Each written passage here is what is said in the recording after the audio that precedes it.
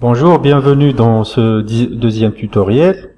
Après avoir fini la première étape de la balance des lumières, on va passer à la deuxième étape qui est la création de matériaux. L'objectif de ce tutoriel, c'est d'arriver de passer de cette étape à cette étape-là. Allez dans le fichier, dans le dossier matériaux. Ouvrez le fichier 3ds Max matériaux du début et vous allez avoir cette scène. Faites un rendu de test pour vous assurer que votre balance des lumières est équilibrée et adéquate. Vérifiez les zones brûlées en cochant et décochant Force Color Clamping. Il n'y a pas de zone brûlée. Et on va commencer l'étape de création de matériaux. On va commencer avec le papier peint du mur. Ouvrez l'éditeur de matériaux. Bouton droit. Materials. Verrez Material. Renommez votre matériau. Papier peint. Cela va vous aider par la suite, quand vous créerez beaucoup de matériaux, à vous repérer et à chercher les bons matériaux. Un papier peint, il est caractérisé par quoi? Dans la diffuse, ce n'est pas une couleur, c'est une texture. Donc, je vais maintenir le bouton enfoncé de la souris et je fais glisser et il y a un lien qui va se créer. Ensuite, je relâche la souris, General, et la texture qu'on va ajouter, ça sera une bitmap. Je vais sur mon dossier.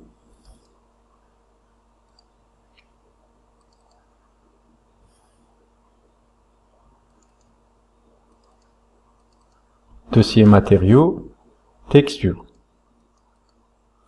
Et je choisis le motif du papier peint.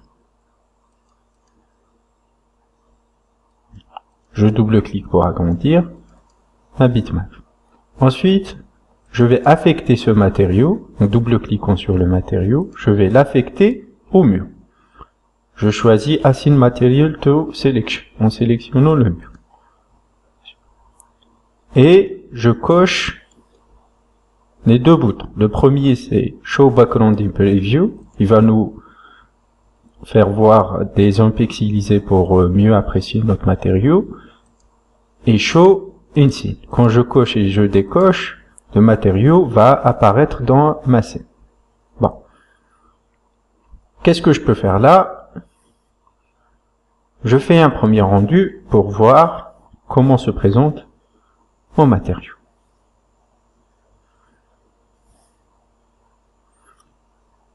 Le matériau est correct.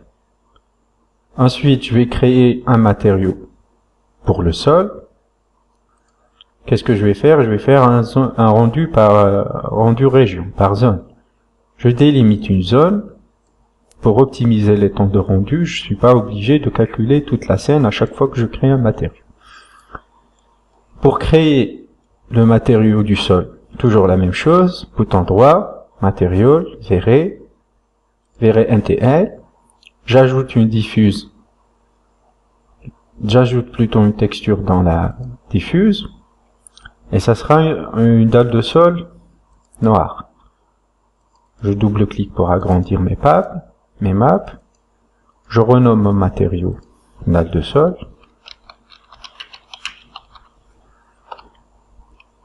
J'active l'arrière-plan et je rends mon matériau visible sur ma scène. Ensuite, je l'assigne à la sélection. Là, j'ai fait une erreur, je l'ai assigné au mur. CTRL Z, pour revenir en arrière, je sélectionne le sol et je l'assigne au sol. Voilà. Je fais un rendu pour voir comment mon matériau va se comporter. Déjà, qu'est-ce qu'on va remarquer? On va remarquer d'abord que il n'y a aucune réflexion dans ma map. Ma map est mat. Qu'est-ce que je vais ajouter? Je vais ajouter des réflexions. Pour voir l'avant et après, je vais réduire ma zone de sélection pour faire un rendu, et je fais un rendu en augmentant les réflexions sur cette partie et en laissant sur cette partie le matériau sans réflexion. Pour augmenter les réflexions, je double-clique sur le matériau et je vais dans Basic Parameters, Reflect. Comment augmenter? C'est un nuancier de gris. Plus je vais dans le blanc, plus le matériau va être réfléchissant. Plus je vais vers le noir, moins la réflexion sera importante. Je vais donner une réflexion moyenne. Ensuite, il y a un deuxième paramètre, c'est Reflect Glossiness. Et le Reflect Glossiness, c'est la rugosité de mon matériau. Si j'ai un matériau qui n'est pas rugueux, qui est parfaitement lisse, la réflexion va être lisse. Mais par contre, si j'ai un matériau rugueux, la réflexion va être estampée et va se présenter en termes de dégradé. On va faire plusieurs essais pour voir quelle est la différence entre un matériau rugueux et un matériau avec réflexion lisse. Bon. Ça, c'est pour le premier réglage. On est à Reflect Glossiness à 0,80. Je fais un rendu région. J'agrandis. Et on compare. Là, on commence à voir les réflexions de la table sur mon main. Je vais ajouter une autre zone. Et je vais augmenter le Reflect Glossiness. Ça veut dire que je vais m'approcher d'une surface lisse. Et j'augmente un peu les réflexions. Je vais faire 0,98. Ensuite, je fais un rendu. Là, on voit clairement même le reflet de notre papier peint sur le sol. Cet effet n'est pas réaliste, je vais le réduire. Là, on est beaucoup plus proche du réalisme. Je vais réduire mes réflexions. Et le Reflect Glossiness, je le baisse à 0,77. Et je fais un rendu. Là, on est beaucoup plus proche d'un rendu réaliste. Voilà. Pour avoir, là, j'ai l'historique sur un seul rendu de tous mes réglages. Ça c'est en maths. Ça, c'est avec des réflexions moyennes, des réflexions augmentées et un niveau réaliste. Je peux, ma zone de sélection, l'appliquer à toute la partie qui concerne la dalle de sol et je fais un rendu. Voilà. Je peux zoomer et voir que mes réflexions sont bonnes. Ne vous en faites pas par rapport au grain. Dans le rendu, quand on va augmenter la résolution, là on est en 640, 619, et on va charger les presets du rendu final, ces grains vont disparaître. D'accord? Donc, pas la peine de s'inquiéter. Je continue ma création de matériaux. Là, je vais créer le chrome pour le soubassement de la table, pour les pieds de mon canapé et de ma chaise. Je crée un matériau chrome. Pour créer un matériau chrome, toujours la même chose, bouton droit, dans l'éditeur de matériaux, Materials, verrez NTL, je le renomme, chrome. Et je vais le paramétrer. J'active l'arrière-plan et je le rends visible. Comment se caractérise le matériau chrome? D'abord, dans la diffuse, un matériau chrome ne diffuse aucune couleur. C'est en noir. Ensuite, il y a beaucoup de réflexions dans un matériau chrome. Et il y a ce bouton qu'on appelle Fresnel Reflection. Quand il s'agit de métaux, on va le désactiver. Et là, qu'est-ce que vous allez remarquer? Vous allez observer que mon matériau appliqué à cette sphère va réfléchir tout l'environnement. L'environnement, là, il est simplifié en pixels, mais si on va l'appliquer à notre scène, il va réfléchir de la même façon. Et si je baisse le Reflect Glossiness, vous allez vous rendre compte que les pixels vont être de plus en plus estampés. Par exemple, je vais essayer à 0,80. Double-clic sur le matériau. Je sélectionne les pieds de ma chaise, j'applique mon matériau, je sélectionne aussi ses finitions, je sélectionne les pieds de mon canapé, je finis de sélectionner, ensuite Render Setup, verrez, Show Last Frame Buffer, pour revenir sur ma Et voilà, j'ai pas appliqué le matériau à mon sous-base montable, donc je sélectionne les deux éléments, éditeur de matériaux, je cherche mon matériau Chrome, double-clic, assign, to selection. Ensuite, je fais un rendu. Et voilà, je me retrouve avec un Chrome réaliste. Bon, qu'est-ce qu'il me reste comme matériau à créer? Il me reste le verre pour la table, le tissu pour mon canapé et un matériau plastique pour simuler le matériau de ma chaise. Je vais commencer par la table, éditeur de matériaux, et je vais créer un verre. Pour organiser les matériaux que je vais créer, je vais cliquer ici. Ils vont être organisés de façon linéaire. Là, c'est le gris moyen avec lequel on a débuté pour avoir un équilibre de lumière. Là, c'est le papier peint. Là, c'est la dalle de sol. Et là, c'est mon chrome. Alors là, maintenant, je vais créer Material, verre MTL. Je vais créer un verre.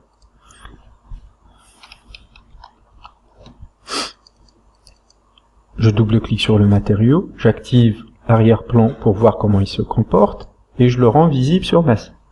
Le verre, d'abord, dans sa diffuse, tout comme le chrome, il diffuse une lumière noire. Il a des réflexions très importantes. Mais aussi, c'est pas aussi un métal. Donc je laisse cocher le Fresnel Reflection. Le Fresnel Reflection, je le décoche dans les cas de métaux, chrome, aluminium, métal oxydé, on décoche cette option. Le verre se caractérise aussi par un autre paramètre, c'est le paramètre de réfraction, c'est-à-dire que les rayons vont traverser ma surface. Et la réfraction, elle est plus ou moins à 100%. La réfraction, elle a les mêmes paramètres de glossiness comme la réflexion. Quand j'ai des réflexions lisses, les réflexions vont être lisses. Et si je baisse le glossiness, les réflexions vont être moins lisses. Je vais faire un premier essai. J'applique mon matériau, je sélectionne la table, je reviens à mon rendu, et je fais un rendu partiel. Voilà. Là, qu'est-ce que je remarque? Je remarque que mon verre est transparent. Si je veux par exemple simuler un verre sablé, je reviens à mon matériau vert. Qu'est-ce que je vais faire? Je vais baisser le glossiness de la réfraction. Là, le verre va être sablé. Là, regardez ce verre par rapport à celui-là. Le verre commence à être sablé. Si je veux ajouter de la couleur à mon verre, je fais encore un rendu région, je double-clique sur mon verre, et je descends dans Fog Color. Fog Color, je choisis par exemple un bleu, je mets OK, et je fais un rendu pour voir comment se comporte ma lumière. Là, mon vert, plutôt ma couleur est trop dominante, trop importante. Il faut veiller à ne pas exagérer les paramètres. Pour réduire l'intensité de ma couleur, je vais dans Fog Multiplayer et je réduis cette intensité.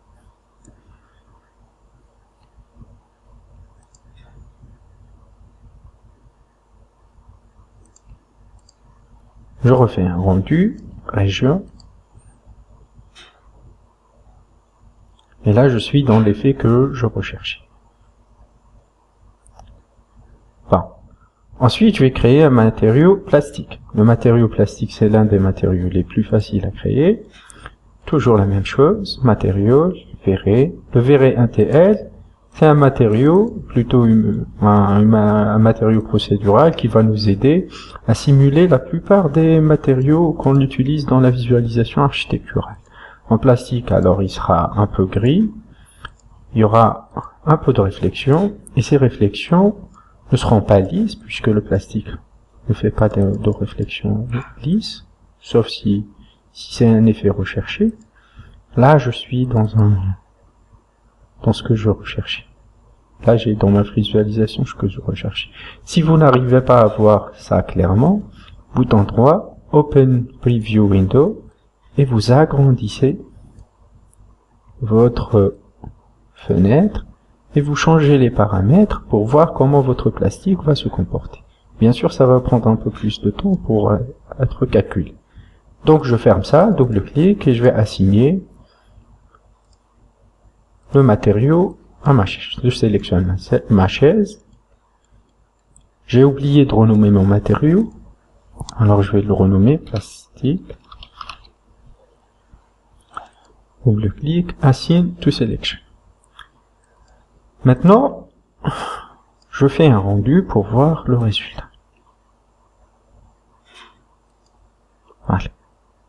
Voilà mon matériau plastique. Il me reste le canapé. Le canapé, on va le faire avec un matériau tissu. D'abord, je vais le sélectionner. Donc, qu'est-ce que je vais faire? Pour sélectionner tous les éléments de mon... Je clique sur le premier élément, contrôle, clavier, second élément, troisième, quatrième. Ensuite, je vais dans l'éditeur de matériaux, verrai MTL, matériel, verrai MTL, et je le renomme tissu. Comment se caractérise le tissu? Dans sa diffuse, il se caractérise par une bitmap. Si vous cliquez bouton droit et vous ouvrez la texture dans votre visualiseur, vous allez zoomer et vous allez vous rendre compte que la texture simule très bien l'effet tissu. Donc, la diffuse, c'est cette texture, j'active l'arrière-plan, je rends visible, mais aussi, elle se caractérise par un deuxième paramètre, c'est le bump. Le bump, c'est quoi? C'est le relief de ma texture. Ouvrez avec le bouton droit, et vous allez voir une map en noir et blanc. Qu'est-ce que ça veut dire? Ça veut dire que chaque pixel qui est en noir ne va pas être extrudé, et le pixel qui est en blanc va être extrudé pour simuler l'effet de relief qu'on peut retrouver dans un tissu. Double-clic, je réduis la taille de ma fenêtre, assign to material. Ensuite, je fais un rendu pour voir le résultat.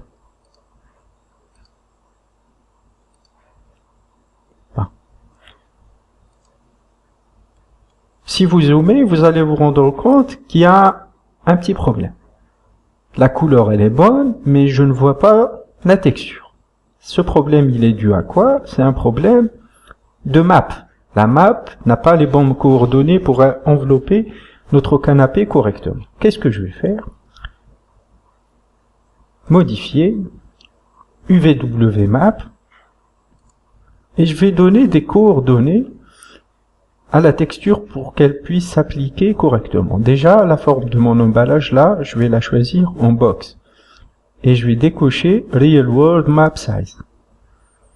Et je vais lui donner, par exemple, une dimension de 50 cm en Y, X, en XY, Z. Et je fais un rendu pour voir ce que j'ai fait. Ah, là, je commence à voir que ma map et correctement, elle enveloppe correctement ma chaise, mais il me manque des détails. Les détails, ils sont pas visibles parce que je suis dans une petite résolution. Là, qu'est-ce que je vais faire? Je vais décocher le rendu région. Je vais dans Render Setup et je vais charger mes presets pour un rendu final. Load. Ensuite, je vais dans Common et j'augmente ma résolution. Je vais l'augmenter à 1500. Quand l'aspect ratio est verrouillé, automatiquement, la hauteur va changer automatiquement pour garder les proportions de mon image. Et qu'est-ce que je fais? Je lance un rendu. Là, j'ai lancé un rendu. Qu'est-ce que je remarque dès le départ? Dès le départ, il y a une double correction gamme. Je désactive le sRGB. Là, vous commencez à comprendre le principe. Ça veut dire que dans le color mapping, on est en color mapping and gamma. Je peux arrêter le rendu là. La zone qui m'intéresse, c'est la zone du canapé. Je fais un rendu région sur le canapé. Et j'attends que le rendu se fasse. Voilà. Là, vous commencez à voir clairement les détails de ma map qui simule le tissu. Là, je suis bien.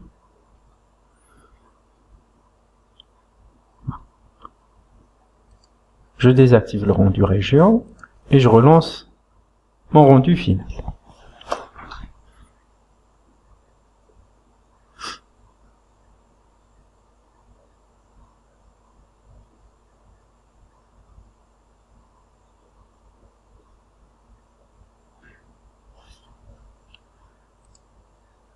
Bien sûr, le rendu final va prendre un peu plus de temps parce que le nombre de pixels a augmenté et ainsi que le nombre de passes. Là, on est en 4 passes pour l'Irradiance Map. Vous pouvez zoomer sur le VRayFrame Buffer. Vous pouvez activer la fenêtre de l'éditeur pour la correction et vous faites des corrections en temps réel. Par exemple, vous pouvez augmenter le contraste grâce à une courbe en activant la correction de la courbe. Si vous sélectionnez ce premier point qui est à 1,1, c'est les temps brillants. Vous allez vous rendre compte que le blanc et la lumière va être accentués. Et si vous touchez au deuxième point, le deuxième point, c'est le 0,0, c'est les pixels proches du noir. Et là, le noir va être un peu plus prononcé. Voilà. Vous cochez et décochez pour voir l'avant et après. Et vous allez vous rendre compte que cette petite manipulation, elle va influer grandement dans la tridimensionnalité de votre image.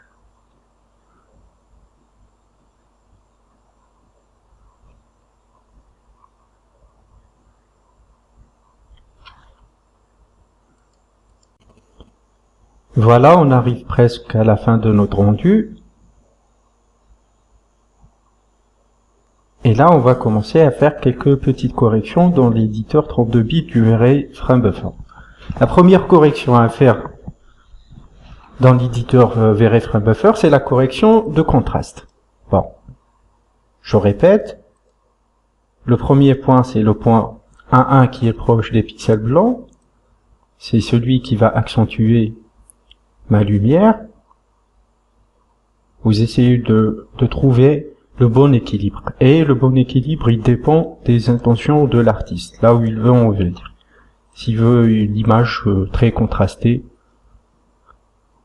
ou bien corriger juste ce qu'il faut.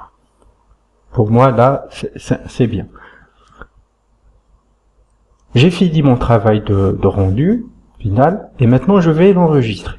Dans l'enregistrement, je vais faire aussi attention au problème dont on parlait de la double correction gamma. Là, le mode sRGB est désactivé, ça veut dire que le color mapping, il est en color mapping and gamma question correction.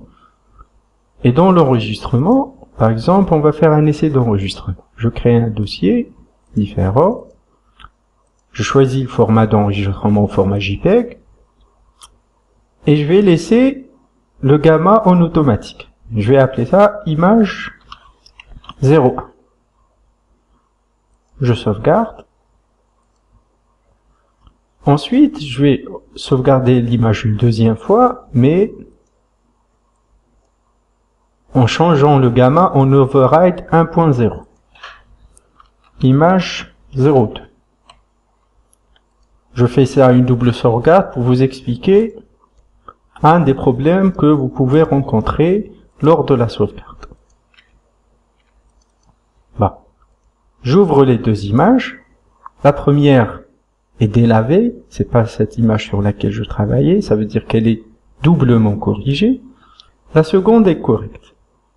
L'image 2 est correcte. Pour s'assurer, il faut que l'image que vous voyez dans le visualisateur du système d'exploitation corresponde à l'image que vous avez dans le VRF RAM Buffer. Donc, pour sauvegarder correctement, il faut choisir le format, nommer son image et se mettre en override 1.0. L'automatique, il est pour donner un chiffre exact, il est en 2.2. Voilà, c'est tout pour le tutoriel matériaux.